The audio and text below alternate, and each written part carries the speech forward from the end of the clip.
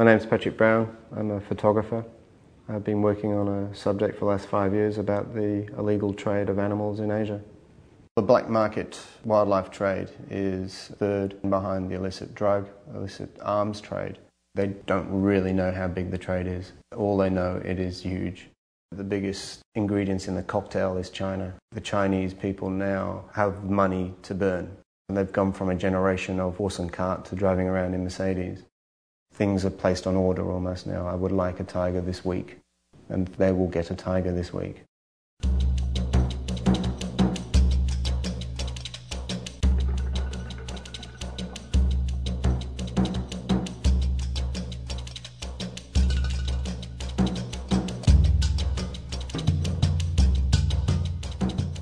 This is mythology that's been embedded for centuries. This is what this project is up against. Hundreds and hundreds of years of indoctrination.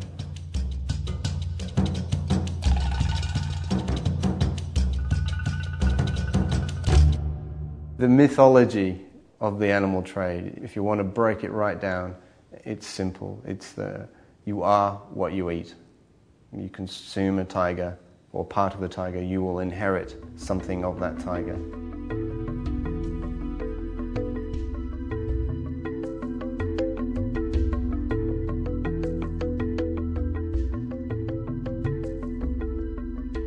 A rhino takes 2 hours to mate. So somebody a few centuries ago said, if you eat the horn of a rhino, you'll mate for 2 hours. What a lot of people are doing now is soaking the rhino horn in Viagra.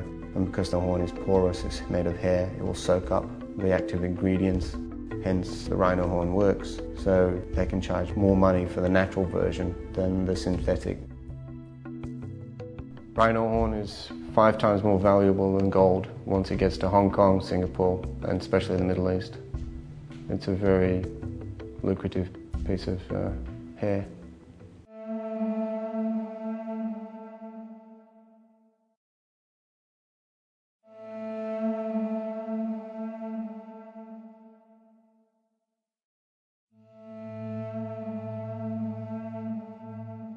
This bear farm had 290 bears, and they rotate them in a 3-week cycle. Luckily, I have a very large surgical scar on my stomach, and I was able to convince them that I had stomach cancer and I was dying. I was lying to the people that owned the bear farm. They sedated one of the bears and then started to use an ultrasound to find its gallbladder.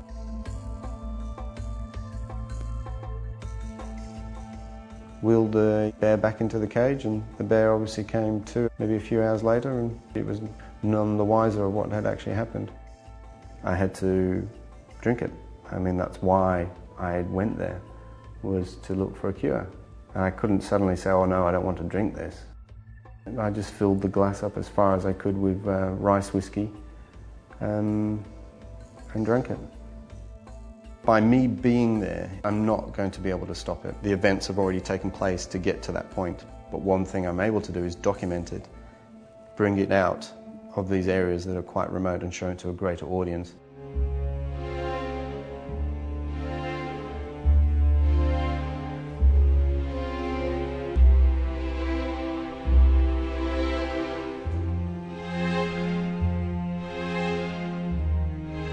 When I started to see what was really for sale, I was starting to go, well, where are these animals coming from? I mean, these are quite diverse creatures. They're not just coming from a close vicinity, these are coming from hundreds and hundreds of miles away. That's when I realized there was a network in place.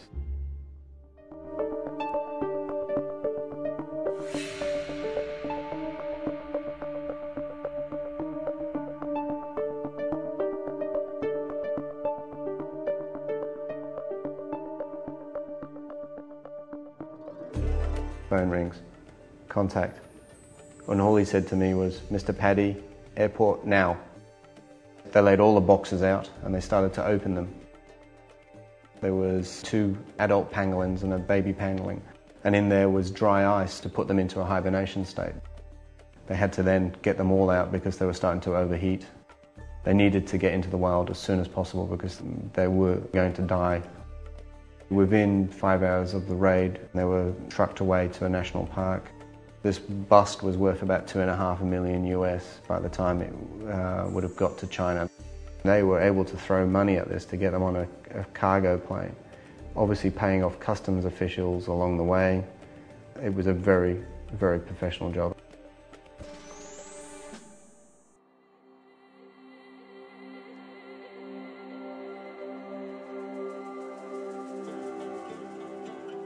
I was on a patrol with the Royal Forestry in Cambodia.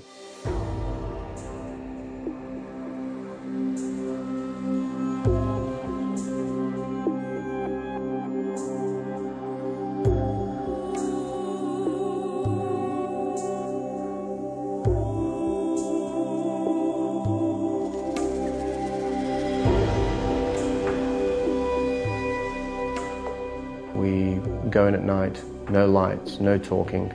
The reason why they do these night insertions is so the local villagers don't know where you've entered, to raise the alarm to tell everybody to get out of there.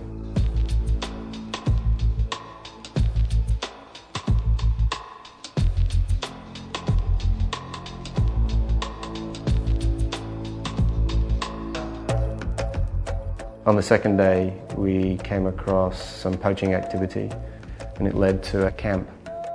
They captured 4 poachers who the night before had caught a slow Lawrence and some monkeys.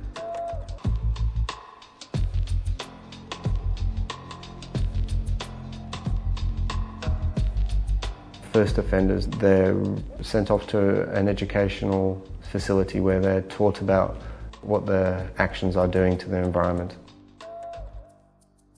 Repeat offenders, they don't get a second chance, they go to jail. The image that has the most resonance for me is the image of a poor innocent Muslim woman in northeast India who has been caught with a rhino horn that her brother and her husband had poached the night before.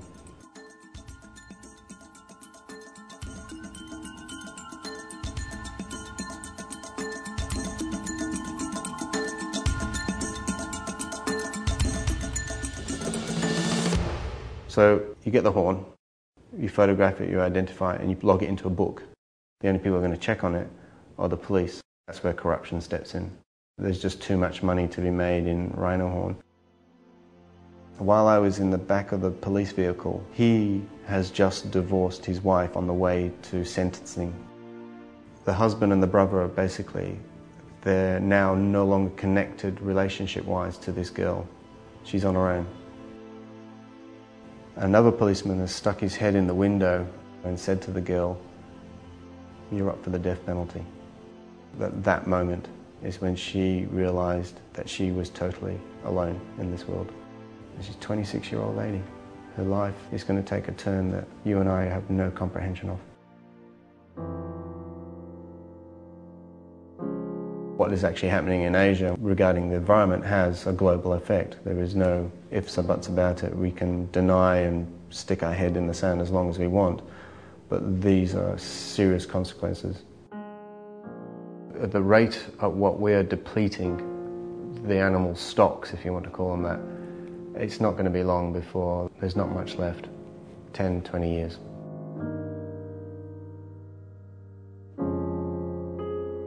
The number one thing is tell your local politicians that this is important to you. The only way action is going to be done is if world leaders realise that it's important to their constituency. If I had a choice of one emotion to be generated or one action to take place from the result of somebody seeing my work, is for them to go to the government and say, "I am not happy with what's happening. I'm not voting for you. You change things, I'll vote for you."